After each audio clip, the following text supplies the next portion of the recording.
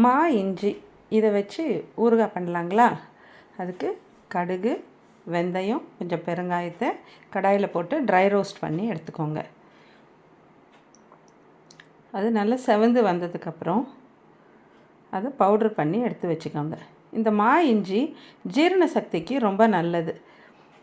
அதனால் இது கிடைக்கிறப்ப வாங்கி இது மாதிரி ஊறுகாய் போட்டு வச்சுக்கிட்டிங்கன்னா அப்பப்போ சாப்பிட்றதுக்கும் நல்லாயிருக்கும். அதுவும் இப்போ இந்த வெயில் நாளுக்கு தயிர் சாதத்தோடு சாப்பிட ரொம்ப சூப்பராக இருக்கும். மா இஞ்சி இது மாதிரி பொடியாக நறுக்கியும் போட்டு செய்யலாம், பீசஸாக வேணும்னா.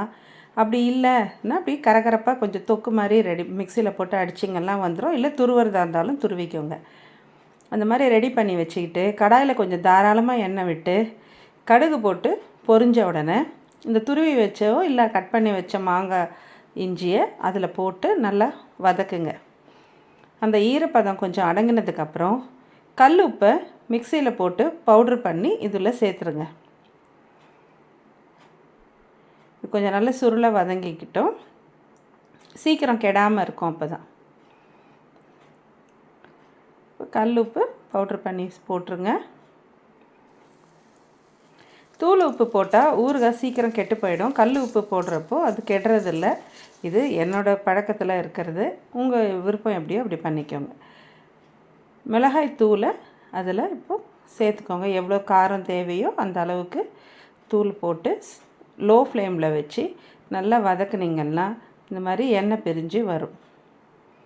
எண்ணெய் கம்மியாக ஊற்றிருக்கோன்னு நினச்சா சன் ஆயில் வேணால் இந்த ஸ்டேஜில் கூட ஆட் பண்ணிக்கலாம். இந்த மாதிரி நல்லா பரவலாக அதை பரத்தி விட்டு நல்லா வதங்கட்டோன்னு விடுங்க. இப்போ ஒரு லைம் எடுத்துக்கிட்டு அதோட ஜூஸை பிழிஞ்சு இப்படி இதில் சேர்த்து, இது ரொம்ப நேரம் லைம் ஊற்றுனதுக்கப்புறம் கொதிக்கணும்னு அவசியம் இல்லை.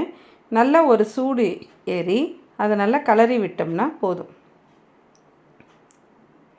இல்லைனா ஒரு கசப்பு தன்மை வந்துடும். இப்போ பவுட்ரு பண்ணி வச்சுருக்கிற அந்த வெந்தயம், கடுகு, பெருங்காய பொடியை இப்போ அதில் போட்டு நல்லா கலந்து இறக்குனீங்கன்னா உங்கள் மா இஞ்சி ஊறுகாய் ரெடி.